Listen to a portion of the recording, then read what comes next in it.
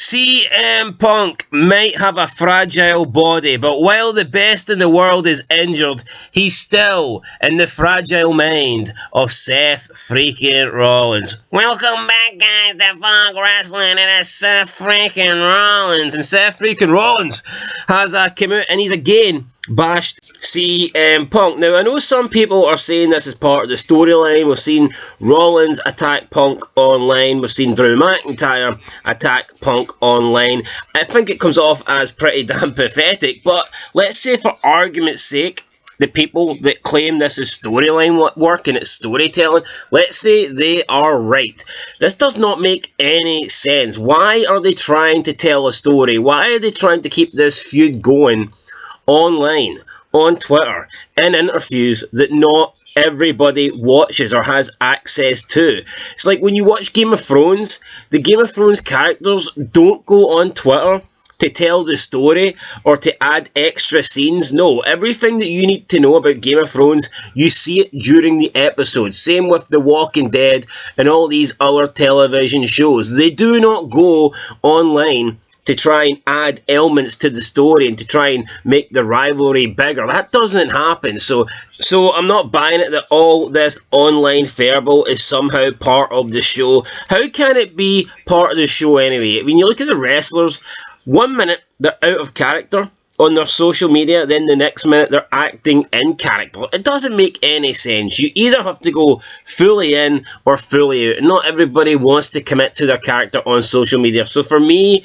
wrestling, what happens on social media, that's outside of wrestling. I don't want to have to follow everybody on Twitter or follow everybody on Instagram or check out every single interview that somebody does just so I can keep up to date with feuds that are happening. That's bullshit. You didn't get that back in the day, in the Attitude Era, the Ruthless Aggression Era, or any other era. Like, could you imagine you're following the McMahon, Stone Cold Steve Austin rivalry and you're missing parts because you had to watch interviews? Or I know Twitter wasn't available back then, but what about like MSN Messenger? Was that available? Could you imagine if they were having beef on MSN Messenger and unless you were online you couldn't see it? No, it's dumb. So for me, this isn't Seth Rollins adding to the story and playing along with his character and trying to create heat with him and CM Punk. That's just Seth Rollins acting like a little bitch and complaining online. So he was speaking to Wrestle Radio Australia,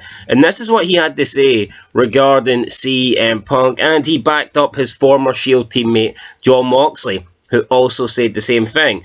He says, quote, "I mean, I don't want to say I told you so, but me and a lot of other people told you so. What's the line? Fragile mind, fragile body, fragile ego." I think somebody that I know said something like that about him, and it rings true. So look, here's the deal. I told him this in the ring. If you want to find your way to me, the World Heavyweight Championship, you're going to have to work for it. The deal is, he's going to have to work a little harder now. End of quote. What's this Seth Rollins shit with calling CM Punk fragile? Saying that he's got a fragile ego, a fragile mind. Seth Rollins is the guy that can't seem to keep CM Punk's name out of his mouth. Seth Rollins is the guy that was crying alongside Drew McIntyre about CM Punk potentially coming back to the WWE. CM Punk has not mentioned Seth Rollins unless it's to defend himself or respond to something that Seth Rollins has said. CM Punk is the one that is coming out of Seth Rollins. His name's coming out of Seth Rollins' mouth, not the other way about.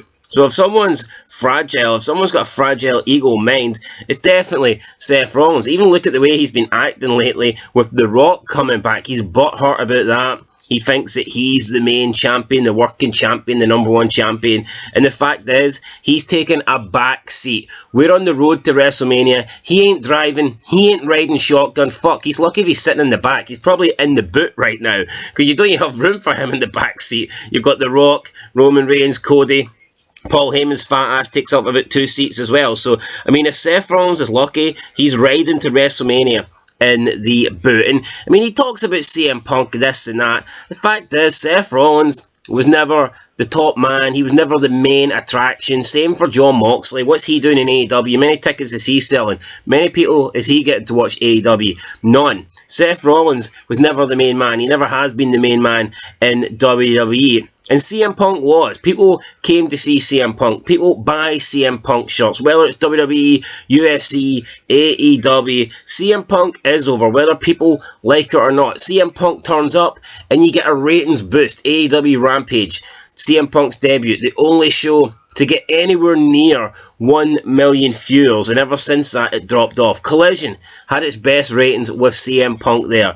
You look at Dynamite. Had CM Punk debuted on Dynamite, it would have undoubtedly been the highest rated Dynamite of all time. But for some reason, they saved it for Rampage. So, just CM Punk, Seth Rollins, you cannot compare. Seth Rollins is a guy that has came along in this new era of WWE where Triple H has even admitted they don't want to create stars. They don't want anybody to be bigger than the brand. They want the brand, the WWE, to be the star. Not Seth Rollins, not Roman Reigns. CM Punk actually came from an era when people were able to be stars and when people were able to create their own identity and status, man. So Seth Rollins is just a guy under the WWE brand, a guy under the WWE logo. If Seth Rollins leaves, another guy gets put in his spot. It's as simple as that. So he can talk about being fragile, this and that, but he's the one constantly going after Punk.